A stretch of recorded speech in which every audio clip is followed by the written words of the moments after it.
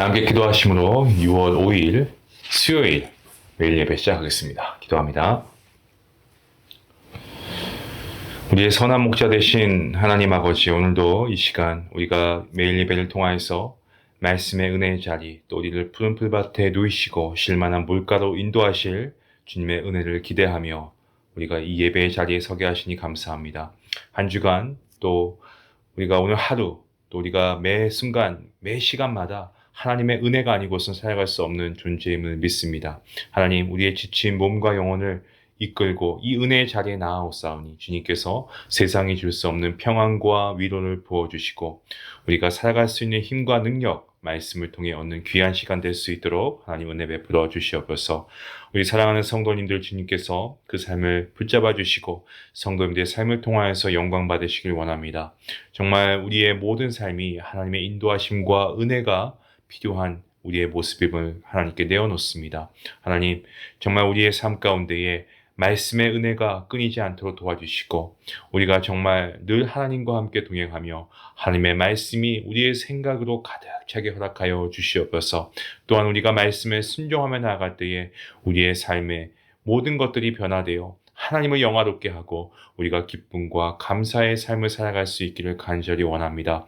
하나님의 은혜를 노래하며 모든 영광은 하나님께 올려드리는 간증과 고백, 우리 성도님들의 입술을 통하여서 아버지 고백되어지는 놀라운 은혜가 있게 허락하여 주시옵소서. 어떠한 상황 가운데서도 하나님을 신뢰하며 어떠한 어려움 가운데서도 가장 선한 길로 인도하시는 하나님을 바라보게 해주시고 우리의 시선이 문제를 향하지 않게 하시고 문제보다 크신 하나님을 바라봄으로써 믿음으로 승리케 하는 삶을 살아가게 하여 주시옵소서. 오늘도 예배 가운데 하나님 함께 하실 것을 믿고 감사하오며 예수님의 이름으로 기도하옵나이다. 아멘. 찬송가 220장 함께 하시겠습니다.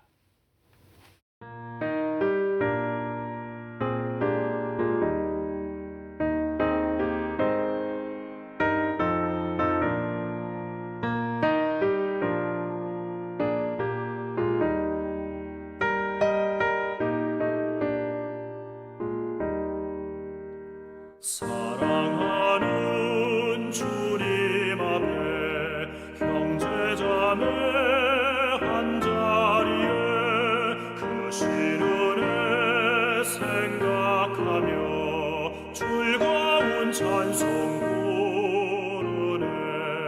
내 주 예수 본을 받아 모든 사랑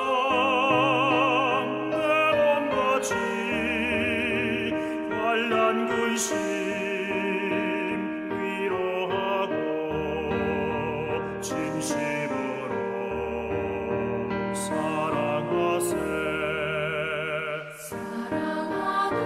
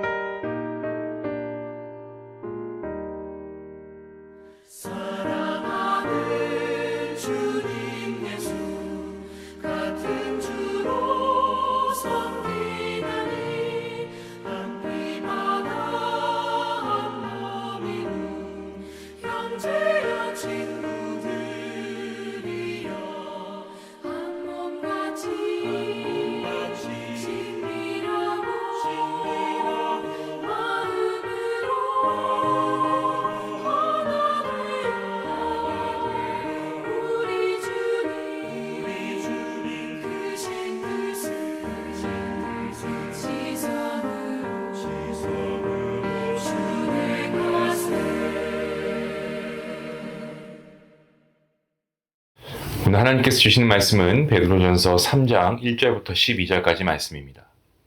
우리 함께 말씀을 읽도록 하겠습니다. 아내들아 이와 같이 자기 남편에게 순종하라. 이는 혹 말씀을 순종하지 않는 자라도 말로 말미암지 않고 그 아내 행실로 말미암아 구원을 받게 하려 함이니 너희의 두려워하며 정결한 행실을 봄이라. 너희의 단장은 머리를 꾸미고 금을 차고 아름다운 옷을 입는 외모로 하지 말고 오직 마음에 숨은 사람을 온유하고 안정한 심령에 썩지 아니할 것으로 하라. 이는 하나님 앞에 값진 것이니라. 전에 하나님께 소망을 두었던 거룩한 부녀들도 이와 같이 자기 남편에게 순종함으로 자기를 단장하였나니 사라가 아브라함을 주라 칭하여 순종한 것 같이 너희는 선을 행하고 아무 두려운 일에도 놀라지 아니하며 그의 딸이 된 것이니라. 남편들아 이와 같이 지식을 따라 너희 아내와 동거하고 그를 더 연약한 그릇이요 또 생명의 은혜를 함께 이어받을 자로 알아 귀히 여기라. 이는 너희 기도가 막히지 아니하게 하려 함이라. 마지막으로 말하노니 너희가 다 마음을 같이하여 동정하며 형제를 사랑하며 불쌍히 여기며 겸손하며 악을 악으로 욕을 욕으로 갚지 말고 도리어 복을 빌라. 이를 위하여 너희가 부르심을 받았으니 이는 복을 이어받게 하려 하심이라. 그러므로 생명을 사랑하고 좋은 날 보기를 원하는 자는 혀를 금하여 악한 말을 그치며 그 입술로 거짓을 말하지 말고 악에서 떠나 선을 행하고 화평을 구하며 그것을 따르라. 주의 눈은 의인을 향하시고 그의 귀는 의인의 간구에 기울이시되 주의 얼굴은 악행하는 자들을 대하시느니라 하였느니라. 아멘. 오늘 본문에서는 아내와 남편, 이 부부 사이에서와 지체들 사이에서도 이 선함을 지켜 행할 것을 권고하고 있습니다. 본문 1절부터 4절까지의 말씀에서 먼저 그리스도를 믿지 않는 남편을 둔 이 아내들에게 전하는 메시지가 나오는데요. 믿지 않은 남편과 결혼했던가 아니면 결혼을 했는데 자신만 이 복음을 받아들였던가 하는 그러한 상황에 대해서 말씀하고 있죠. 그렇게 남편이 믿지 않는 사람이라면 아내는 그를 하나님께로 인도할 필요가 분명히 있습니다. 이것은 남편을 위해서이기도 하지만 자신을 위해서도 꼭 필요한 부분입니다. 그리고 자녀를 위해서는 더더욱 힘써야 하는 부분입니다. 자, 그런데 이것은 인간적인 방법으로는 가능하지 않습니다. 무작정 말로 요구하고 같이 가야 돼, 강요한다고 해서 될 일이 아닙니다. 하나님의 지혜가 반드시 필요한 부분입니다. 베드로는 믿음이 있는 아내들에게 남편에게 순종할 것을 강조하고 있습니다. 그렇게 아내가 남편에게 순종하는 모습을 통해서 그 행실로 말미암아서 하나님을 향한 믿음이 생길 수도 있다는 것입니다. 아내들의 두려운 마음과 정결한 행실을 남편이 허투루 보지 않을 것이라고 베드로가 말하고 있습니다.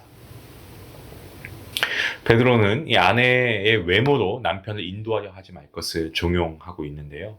오직 마음의 아름다움으로 온유하고 안정한 심령으로 남편에게 감동을 주어야 한다라고 말하고 있습니다. 그러면서 이전에 믿음을 가졌던 아내들도 그렇게 했었다라고 부연 설명을 하고 있는데요. 그 말씀이 바로 본문 5절 말씀입니다. 전에 하나님께 소망을 두었던 거룩한 부녀들도 이와 같이 자기 남편에게 순종함으로 자기를 단정하였나니. 자, 그런데 이것은 베드로가 살고 있었던 그 시대의 이야기입니다. 그 시대는 여성이 남편의 허락도 없이 다른 종교를 갖는다는 것, 그 자체가 용납되지 않던 시대입니다. 남편과 아내는 결코 동등한 위치에 있지 않았던 시대가 바로 그때 시대인데요. 남편이 그리스도를 믿지 말라고 하면 쫓겨날 것을 각오하지 않은 이상 기독교 신앙을 가져서는 안 됩니다. 그러니까 일단은 남편에게 순종하라는 겁니다. 살살 달래서 아내의 독자적인 신앙생활에 대해서 큰 불만을 품지 않도록 그렇게 대처하라는 겁니다. 그런 다음에 복음을 전하긴 전하는데 행동으로 삶의 모습으로 전할 것을 말하고 있습니다. 왜 그렇습니까? 말로는 전할 수가 없습니다. 당시의 문화에서는 있을 수 없는 일이 바로 그런 일입니다. 이런 모습은 오늘날과는 상황이 전혀 다르죠. 그런데도 본문을 빗대어 믿는 아내들에게 믿지 않는 남편, 핍박하는 남편에게 일단 순종하고 그 다음에 주님의 사랑으로 최선을 다하면 남편을 변화시킬 수 있다는 동화 같은 이야기를 하는 목회자들이 있습니다. 여러분 생각은 어떠신가요? 이게 될 것 같으십니까? 뭐 사람마다 다르니까 될 수도 있을지 모르겠습니다. 하지만 안 될 가능성이 훨씬 더 크다고 생각합니다. 부부 관계라는 것이 그렇게 단순하지 않지 않습니까? 저는 이 말씀을 믿는 아내가 어떻게 해서든지 어떤 고난과 핍박을 받더라도 무조건 사랑하고 순종해서 불신자 남편을 복음으로 인도해야 한다는 식으로 이해하고 싶지 않습니다. 아니, 그렇게 해석해서는 안 된다고 생각합니다. 그렇게만 이해하고 해석하면 현대의 상황에서는 별로 도움이 안 되는 말씀이 되어버릴 수 있기 때문이죠. 그래서 저는 6절 말씀에 좀 주목하게 됩니다. 사라가 아브라함을 주라 칭하여 순종한 것 같이 너희는 선을 행하고 아무 두려운 일에도 놀라지 아니하면 그의 딸이 된 것이니라. 믿음의 조상인 아브라함의 아내 이 사라의 이야기를 하고 있습니다. 이 부분을 두고 남편에게 순종하는 모습을 비교하고 가르치는 것이라고 주장하는 목회자들이 있는데요. 이게 말이 되는가? 아브라함의 아내인 사라와 이 불신자 남편을 둔 아내를 어떻게 비교할 수 있을까요? 사실 베드로의 강조점은요, 다른 곳에 있습니다. 베드로는 이 2장에서 이 사원들에게 억울함 속에서도 성을 행하고 악을 선으로 갚으신 예수 그리스도를 본받을 것을 종용했던 것을 우리가 기억합니다. 그러면서 오늘 본문 시작할 때 아내들아 이와 같이 라고 말하고 있습니다. 본문 1절에 그죠? 이와 같이는 헬라어로 호모이오스라는 단어를 사용하고 있는데 유사하게 뭐뭐 같이 그렇게 라는 의미를 가지고 있습니다. 그러니까 사원들이 어떤 경우에도 예수님처럼 선을 행하도록 노력해야 하는 것처럼 그것과 유사하게 그들과 똑같이 아내들도 선을 행해야 한다라는 겁니다. 비록 불신자 남편과 같이 살 수도 있고 그가 믿음에 대해 핍박을 한다고 해도요. 그것 때문에 막 화가 나서 열받아서 믿는 내가 똑같이 악을 행해서는 안 된다라고 말하고 있습니다. 불신자 남편 때문에 자신의 영혼을 더럽히지 말라고 얘기하고 있습니다. 그가 나를 악으로 공격한다고 해도 끝까지 어떻게 해야 된다고요? 선을 행하라는 겁니다. 그렇게 하면서도 아무런 두려움이 없다면 그녀는 바로 사라의 딸, 곧 하나님의 자녀가 된다는 것입니다. 믿지 않는 불신자 남편 때문에 핍박하는 남편 때문에 예수 그리스도를 닮아 선하게 살려는 내 마음을 포기하지 말라라는 그러한 메시지입니다. 이것은 믿음의 남편들에게도 동일하게 적용됩니다. 본문 7절 말씀 남편들아 이와 같이 지식을 따라 너희 아내와 동거하고 그를 더 연약한 그릇이요 또 생명의 은혜를 함께 이어받을 자로 알아 귀히 여기라. 이는 너희 기도가 맡기지 아니하게 하려 함이라. 아내를 상대로 선한 마음과 선한 행동으로 함께 해야 합니다. 아내를 연약한 자로 생각하면서 보호해 주어야 합니다. 생명의 은혜를 함께 이어받은 자로 동등하게 귀하고 소중하게 여겨야 합니다. 누가요? 남편들이. 만약 그렇게 하지 못할 경우에는 하나님을 향한 기도가 막히게 될 것을 경고합니다. 아내를 향해서 선을 품고 행하는 것은 하나님과의 관계에 있어서도 직접적인 관련이 있다라는 것입니다. 결국에 부부끼리는 이렇게 선한 마음을 품고 선한 행동을 해야 합니다. 아내는 남편에게, 남편은 아내에게 말이죠. 그것이 서로가 살 길인 것입니다. 자, 이제 베드로는 부부 사이를 넘어서 모든 지체를 향해서 선을 행해야 한다라고 메시지를 전하고 있습니다. 본문 8절과 9절 말씀입니다. 마지막으로 말하노니 너희가 다 마음을 같이하여 동정하며 형제를 사랑하며 불쌍히 여기며 겸손하며 악을 악으로 욕을 욕으로 갚지 말고 도리어 복을 빌라. 이를 위하여 너희가 부르심을 받았으니 이는 복을 이어받게 하려 하심이라. 먼저 믿음의 형제 자매에게 마음으로 선을 품어야 합니다. 사랑하는 마음, 긍휼히 여기는 불쌍히 여기는 마음을 가져야 할 것을 말하고 있습니다. 다음으로 나를 대적하는 사람, 이들에 대해서도 선한 모습을 지킬 수 있어야 합니다. 나한테 해를 입히고 악을 행한다고 해서 똑같이 그대로 갚아주는 것은 안 됩니다. 나를 욕한다고 해서 나도 욕해야 되겠다, 욕으로 돌려줘서는 안 됩니다.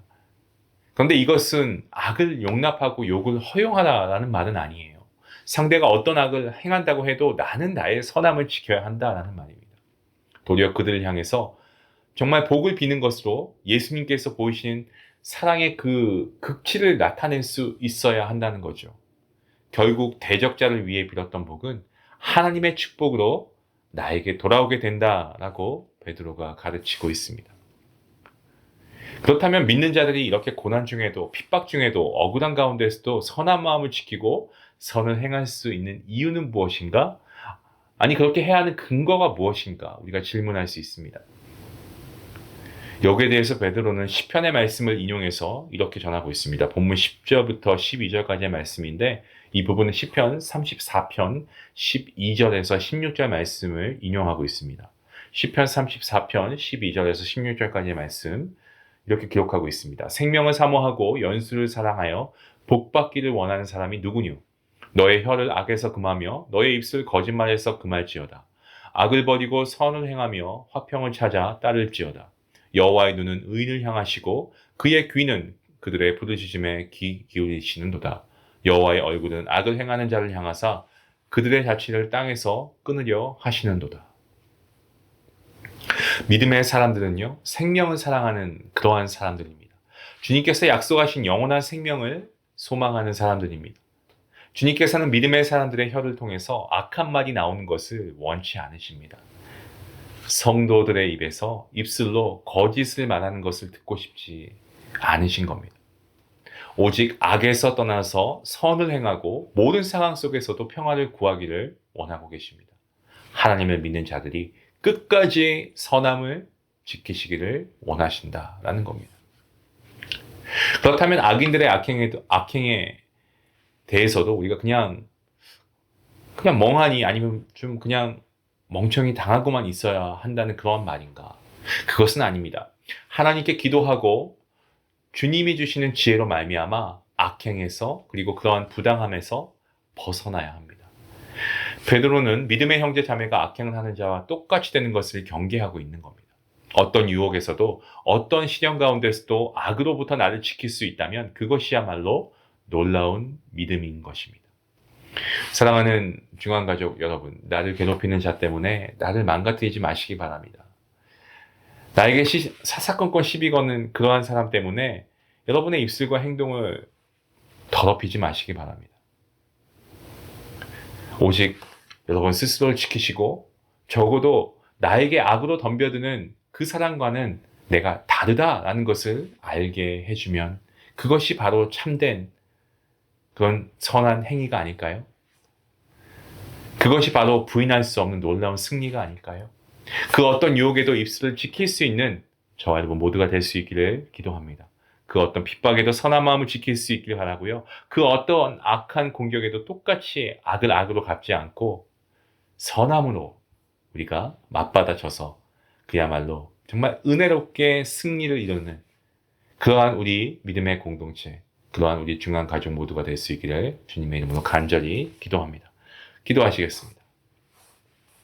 하나님 감사합니다. 우리가 세상을 살아가다 보면 참 뜻하지 않게 좋은 사람들도 있지만 우리를 어렵게 하고 힘들게 하고 또 그 사람들로 인하여서 때로는 우리가 믿음 생활에도 시험을 받는 경우도 있습니다. 하지만 이러한 모든 것들이 우리에게 시련이고 환난이 될 수 있다고 해도 또 핍박이 된다고 해도 아버지 그조차도 오늘 우리가 말씀을 통해서 깨닫게 되는 것은 우리가 동일한 방법으로 그들을 갚는 것이 아니라 오직 선한 행실로 우리가 나아갈 때에 주님께서 우리에게 참된 승리를 허락하신다라는 사실을 우리가 굳건히 믿길 원합니다.